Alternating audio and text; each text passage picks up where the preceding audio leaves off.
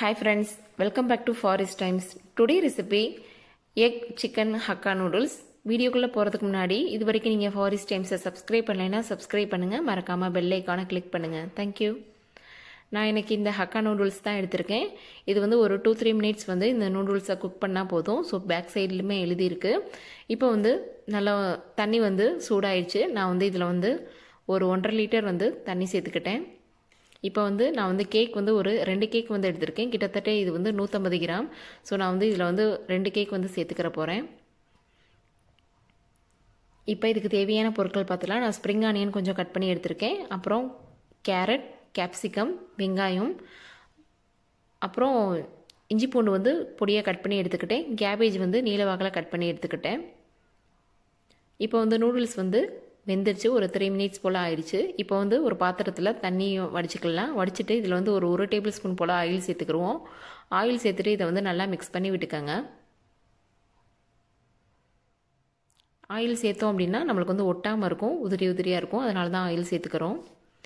இப்போ ஒரு பேன்ல ஆயில் சேர்த்துக்கலாம். ஒரு 2 டேபிள்ஸ்பூன் போல ஆயில் சேர்த்துக்கிட்டேன். இதுல வந்து நான் வந்து ஒரு 2 முட்டை சேர்த்துக்கிட்டேன். சப்போஸ் நீங்க வந்து சிக்கன் இதுல சேர்க்கல அப்படின்னா நீங்க வந்து இதுல ஒரு 4 முட்டை கூட சேர்த்துக்கலாம். சிக்கன் சேர்த்துக்கிட்டோம் அப்படின்னா இன்னும் டேஸ்டா சூப்பரா இருக்கும். குழந்தைங்க விரும்பி சாப்பிடுவாங்க. இப்போ வந்து முட்டை வந்து ஃப்ரை ஆயிடுச்சு. இப்போ இதே பேன்ல வச்சிருக்க இஞ்சி பூண்டு வந்து சேர்த்துடலாம். இப்போ இது வந்து லைட்டா ஒரு ஃப்ரை ஆன பிறகு வெங்காயத்தை சேர்த்துக்கலாம். வெங்காயம் வந்து ஒரு 2 minutes வந்து வதங்கட்டும். இப்போ வதங்கின பிறகு நம்ம வச்சிருக்க காய்கறி எல்லாத்தையுமே சேர்த்துடலாம். இப்போ இந்த காய்கறி எல்லாமே ஒரு 5 நிமிஷம் போல நல்லா வேகட்டும்.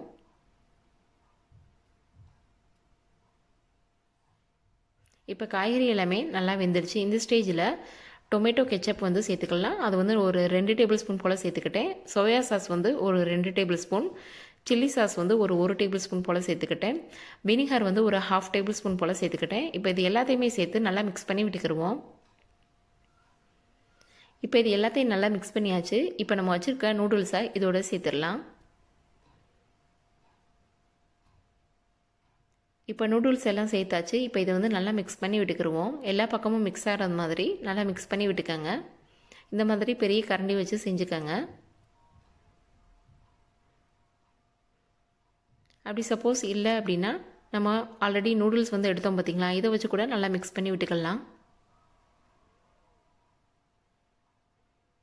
சப்போஸ் உங்களுக்கு இந்த மாதிரி மிக்ஸ் பண்ண முடியலை அப்படின்னா ஃபோர்க் வச்சு கூட இந்த மாதிரி மிக்ஸ் பண்ணி விட்டுக்கலாம். நல்லா ஈஸியாக வரும்.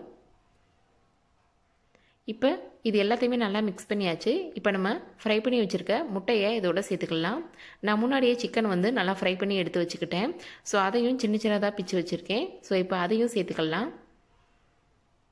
இப்போ இந்த மாதிரி கட் பண்ணி வச்சுருக்கேன் சிக்கனை. ஸோ இதையும் நல்லா உதுத்து விட்டு சேர்த்துக்கங்க.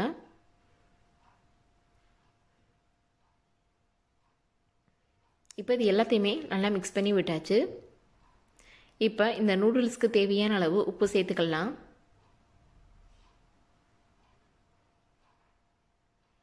அடுத்து உங்களுக்கு காரத்துக்கு ஏற்றவாறு மிளகு சேர்த்துக்கங்க.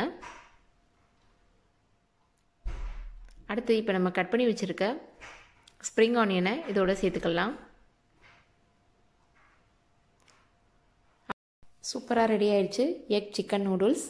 ஓகே ஃப்ரெண்ட்ஸ், கண்டிப்பாக நீங்கள் ட்ரை பண்ணி பாருங்கள். இந்த வீடியோ உங்களுக்கு பிடிச்சிருந்துச்சுன்னா லைக் பண்ணுங்கள், ஷேர் பண்ணுங்கள், கமெண்ட் பண்ணுங்கள், மறக்காமல் சப்ஸ்கிரைப் பண்ணுங்கள். தேங்க்ஸ் ஃபார் வாட்சிங்.